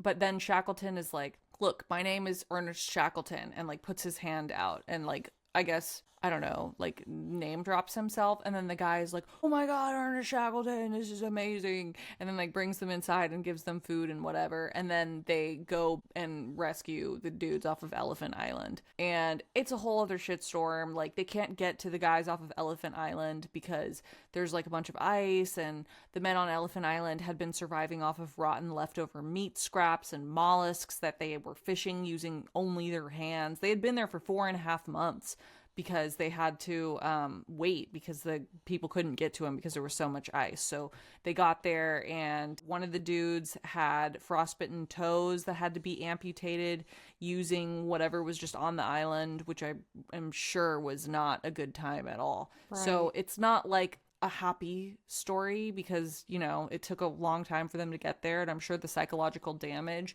is not easily forgotten. So in October of 1916, Shackleton was able to return to Elephant Island on a boat that was loaned to him by the Chilean government, and then everyone was taken to Chile. In 1955, like another group of men crossed South Georgia Island using the same route that Shackleton had just to like see if they could do it. And they were basically like, it's impossible. I don't know how they did it. Wow. And like it is a miracle, which is kind of interesting. Maybe it lends itself to the idea of like, yes, there was like a supernatural component to this. Like there was someone helping them out from the other world, or a ghost, or whatever you want to call it. Yeah. An angel. Something was helping them get across, because these other dudes that came later that had more modern equipment were like, no, it's like literally impossible. I don't know how they did it. Yeah, that's crazy. I definitely think there's something supernatural about locations that humans cannot naturally survive in very easily. I feel that way about the bottom of the ocean. I feel that way about outer space. I feel that way about Antarctica. Something about tough conditions is just eerie because it's like we're not supposed to be there, but yet we want to because that's human nature. We want to explore. We want to be able to say we were the first to do this or that or the first to go here or there. We're constantly trying to expand what our world is. And as technology improves, our world should also grow larger. Like our understanding of the universe should grow larger. We should be able to explore more of the ocean. So what's really standing out to me about this story that you just told is that the people with the better technology couldn't do it. I mean, that's incredible. That's like saying a guy in 1914 went to the bottom of the Mariana Trench and now we can't do it. You know what I mean? Like that is supernatural. Whether that's just a combination of good luck and know-how and smarts and being crafty and gaslighting people into thinking they've napped when they haven't, and also, like, I don't know, just having the grit and tenacity to do it. Maybe that's all it took. Or maybe when we're under extreme conditions, the universe reaches out to us in ways that we can't understand, and we perceive that as third man syndrome, and that's the only way we can make it through. I don't know. It's hard to say because there have been people in horrible, horrible conditions on horrible journeys, and they don't survive. Sometimes it does feel discounting to say, oh, well, an angel came and helped them, because then you have to wonder, well, why didn't an angel help this person? But yeah, there's something really beautiful about the willpower of the human condition and what we are capable of if we are given the right amount of luck or supernatural help. Very, very cool story. Thank you. I loved this. We haven't had a good survival story in a long time. Yeah. That just made me have a thought. Okay, so you know how like people in olden times used to be like way more religious and they were like constantly like, God is with me, and like, no, I'm pure, like we can't do sex right now or whatever. So maybe because of what you were saying of like how it seems like the less likely it is someone's going to survive something, the more likely they have like third man syndrome, or the more likely they have like an angel's presence or whatever. Maybe in olden times, because life was so much harder and people were constantly on the brink of death, they were more religious, not because they were more afraid of death, but because they experienced like that God feeling or that angel feeling, or like something is there with them because they were exposed to death so much more often. Does that make sense? Yeah, that makes a lot of sense to me. I'm on board. Yeah. Okay, anyways, guys, here's some crazy shit. I gotta just tell you, there's like gonna be no rhyme or reason to what I'm gonna tell you. I just have to wrap this up because this episode's gonna take too long if I don't. Some people think that Shackleton and his crew might have stumbled into something hidden in Antarctica, like a lost civilization or something that was mysterious that we don't even know. The theory goes that Shackleton wasn't just facing harsh conditions. He might have been dealing with something else. Maybe even unknown entities. That would explain those strange experiences. Another theory is that Shackleton's expedition was a military mission, more military than scientific. Some people think that the British government sent Shackleton to Antarctica to do something covert, possibly related to testing out secret technology or to investigate this strange phenomena that was reported by other explorers in the region. So it could have been aliens, it could have been ancient tech, it could have been military experiments.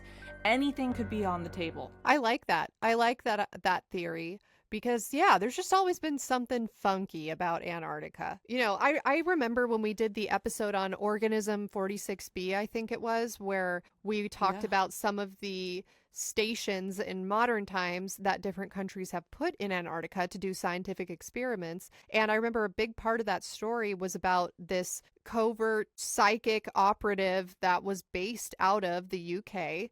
And they pointed to some coordinates on a map in Antarctica, and it just so happened when people went to go explore that is the site of Lake Vostok, which is the oldest untouched lake ever. Like, so old you cannot even fathom it. No time to explain. You got to go back and listen to that episode. But it does seem like there is something going on here that is paranormal because people are very interested in it, and psychics point to it as a place that you need to go visit. There's all these fights over which country gets to have a station at which location. I also remember on that Lake Vostok episode, we talked about like the Soviet station and how two guys got in a fight because they were just so bored and one of them stabbed the other one over a chess game, I think it was. It's extreme conditions, it's being pushed to the limit, and it does feel magical. Like there's some magic there, and if we could just know about it, we could solve all the mysteries of the universe. I agree. Suspiciously, Ernest Shackleton died at 3 a.m. on January 5th, 1922, Wow. while he was in the cabin on a ship called the Quest, anchored off of South Georgia Island. He was only 47 years old, and his death shocked the crew, some of whom had served with him on the Endurance and had been stranded with him. Apparently, the doctor who visited Shackleton in his cabin, who was like on watch that evening, said that he had told Shackleton, like, hey, you need to take things easy, like, tonight, like, just chill. And Shackleton's last words were, quote, "You always want me to give up something. What do you want me to give up now?" End quote. Damn. And then he just died. That's a great last. I always wonder when people are like, oh, his last words were this. Like, why don't we ever hear about the last words that are like, he farted and then he died? You know, like, why wasn't it like, oh God, like my ankle, and then he shit and he died? Like, none of that stuff ever makes it into the history books. But I do appreciate that some people are just really badass and have really good quotables all the time. So in 1980, this dude and his wife and some other people went on this transglobe expedition, and they went to Antarctica. They were at the foot of this really large mountain there called the Rivingen Mountain. And apparently, like, a bunch of these explorers that set up this base camp to wait out the Antarctic winter there had some, like, paranormal crazy shit that happened to them. So the team's radio operator, her name was Virginia. She went by Jenny. She spent a bunch of hours in this radio hut that was only 50 meters away from the team's main living quarters. And she kept telling her husband about the hut, that something was out there with her, like, something's watching me. Wow. She kept saying, there's something here. She said it Ooh, I was an got the entity chills. that would follow her whenever she would leave the radio hut. And apparently when another team came to dismantle that base after they had already left, one of the team members described the shack as, quote, an empty hut with an aura. I sealed it up as I knew I would not want to go back there, end quote. And when they dismantled this hut, they found scratched graffiti into its walls about the ghost of this hut. It said, quote, why have you come to disturb me after these many years? I will haunt you and will taunt you and drive you away. Apparently, Jenny had also heard crying in the darkness and something, quote, whispering indistinguishable words from close behind her. Oh my End quote. God. The same presence was described by men who had wintered at a different base, the Argentine base. They said that they always felt, quote, a strong sensation of being observed, and sometimes they even saw a male figure while they were in the most isolated structures. So, Wow. pretty fucking creepy, that poem, right? Yeah. Yeah. Wow. Yeah, that's exactly what I want out of a haunted story. Something tangible that you can read or see that's like, this shouldn't be here and I don't know what to do about it. Mm-hmm. Yeah, so that is my episode. I hope you guys like it. Drop a pray hands emoji in the chat, guys, because by the grace of the good Lord in the basement, we have made it out of this episode in one piece. It was a great episode. Absolutely loved it. Very much appreciated it. Shout out to Milo for being your researcher. I know he did a lot of work. And thank you so much. This was a great story. Like I said, I'm really glad that we have another survival story in the books because those are some of my favorites. Like Amo Koivunen was great. The Andes flight disaster was great. And now we have another excellent survival story to add to the books. Final thought. Do you think that the men, like, do you think that there was a paranormal aspect to this, or do you think it's just men being delusional or hungry and cold, thinking that they're seeing lights and hearing voices, and maybe that's why people see that stuff in Antarctica? Or do you think there's really something supernatural down there? I think there really is something supernatural down there. I don't know what that thing is. I don't know if it's some sort of magnetism messing with our brains. I don't know if it's just energy. I don't know if there's radiation down there. I don't understand science, but something is going on there, whether it's a ghost or an angel or an alien, or it's some sort of scientific phenomenon that's messing with our minds. All of those are pretty haunted options. And I think the fact that a separate research crew went down to this area, like that lady Jenny,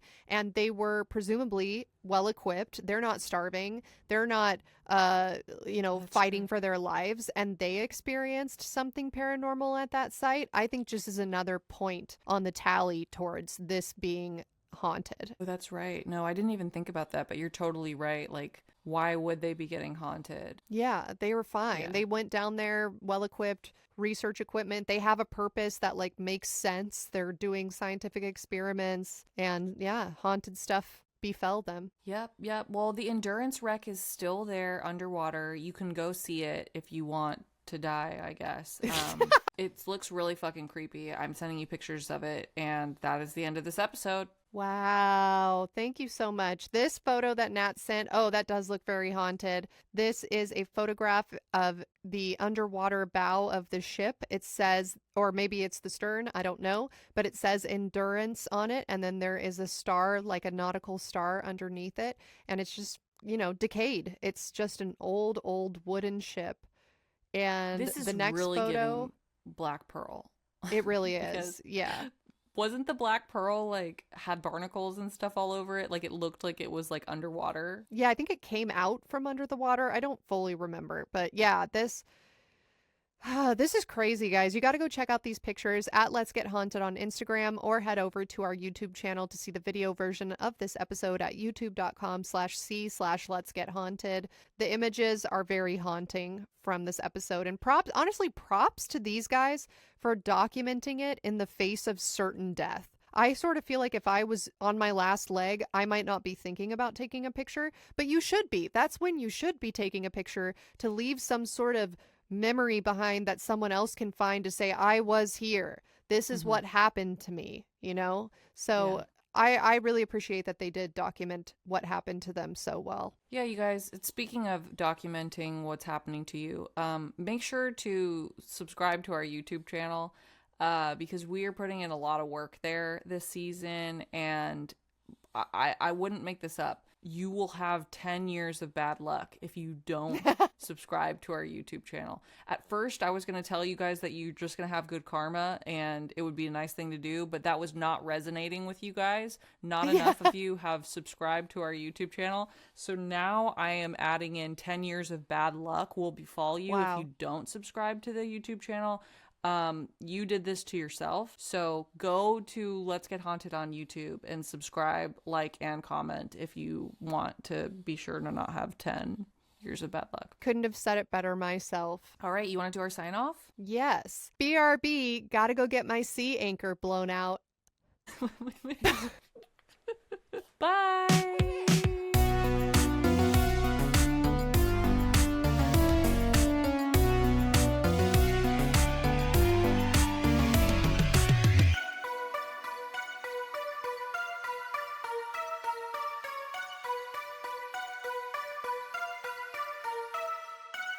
Hey guys, it's Nat. I know this has been a crazy episode. I know that we are in the trenches right now. I don't know up from down right now. It's so loud. I am so sorry. I keep telling myself that this is such like a temporary time period, okay? Like things are going to even out. I promise the content will go back to being better produced and being better edited. So with that said, welcome to the closing credits for episode 212.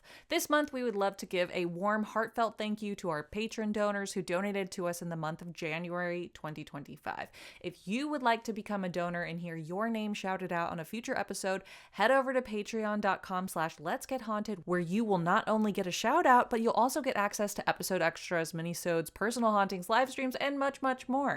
This week, we would like to thank those patrons whose name began with M through Z. Mad N, Madeline, Maddie P, Madison E, Madison M, Maja L, Mak, Makena P, Maria O, Marina W, Mario A, Maris G, Marissa G, Mars, Marty F, Mary A, Mateo NL, Matthew L, Matthew M, Maddie C, Maddie Joe, Max M, Mason G, Meg R, Meg T, Mega Lantern, Megan M, Megan N, Mega R, Megan D, Melissa G, Melissa H, Melissa S, Mellow Mellow 82, Mercy DM, Metal P, Michael, Michael B, Michael R, Michael S, Michael T, Mike K, Mike S, Mikey BDX7, Minnie W, Mo, Molly, Molly P, Monica H, Monica R,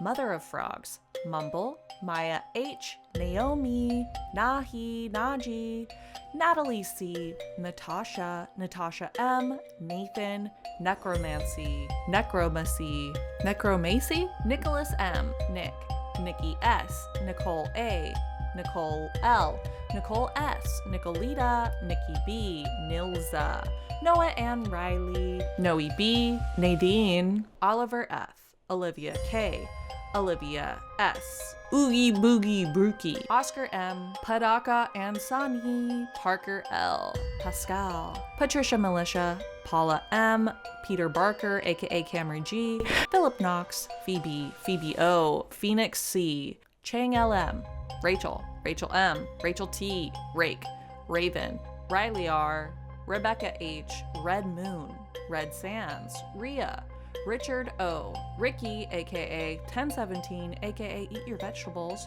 River, Rob D, Robert H, Robert K, Robert W, Robin NB, Robin P, Rory L, Rose M, Roxanne S, Ruby V, Sage, Sage S, Sage P, Samantha H, Samantha P, Sarah W, Sarah, Sarah C, Sarah D, Sarah J, Sarah L, Savannah C, Scamantha, Scott G, Shane, Shania Z, Shara, Sean, Sean H, Sean S, She's Not Here, formerly Al H, Slampersand, Sleepy Siren, Slug Bunny, Smokin' Void, Sophie, Spencer, Stuffy, Sugarbread, Summer J, Sydney B, Sydney S, Tabby J, Tajakester, Tash, Tosh, Taylor M, Taylor T, Tazwar K, Teethman 27, Tegan M, The Ratmans, Tipsy Elf, Tom S, Tori B, Tracy, Tresca E,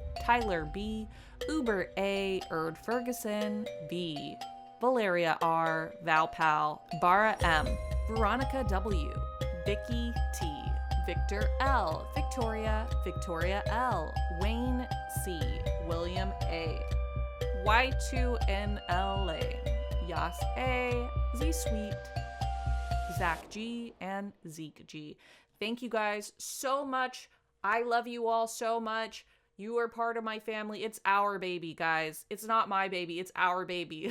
Okay? So if you don't like it, that means you don't like your own family. And okay, now it's time for the secret password. The secret password for this episode is, of course, you know what I'm going to say. You guys, take a guess. Take a guess as to what the secret password is. It's blown off my sea anchor, okay? If you go to our Instagram at Let's Get Haunted, find the photo dump for this episode and comment blown off my sea anchor to be entered into a raffle for 2025. The more times you comment the secret password on our Instagram photo dump, the more entries you will have entered into the raffle. You don't want to miss this one. Bye. Mwah, mwah, mwah, mwah, mwah.